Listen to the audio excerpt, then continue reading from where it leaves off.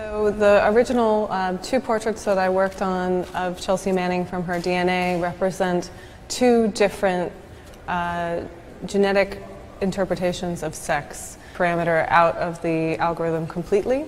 And then on the left-hand side is an algorithmically female portrait, which is how Chelsea self-identifies. So it's representing these two different versions of what a face could be in relation to sex and gender.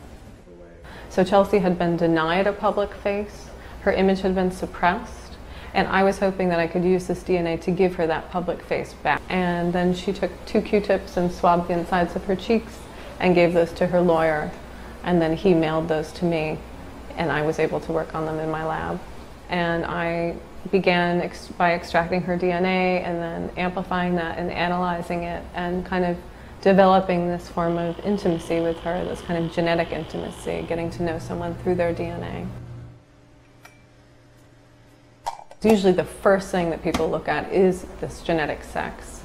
And we decided together to deem that not worthy of analyzing. We decided instead that that's a decision that someone should make for themselves, that we would side with self-determined identity. And so that came from definitely from Chelsea's side also, that she didn't want to appear too masculine, and then my interest in showing this reductionism of phenotyping technology and also trying to call attention to these kind of stereotyped ideas of what faces are supposed to look like, right? That there could be a kind of female face. What would that even mean? I'm really hoping that people will leave thinking about how much is not determined by our genetics, about really how open our kind of possibilities are.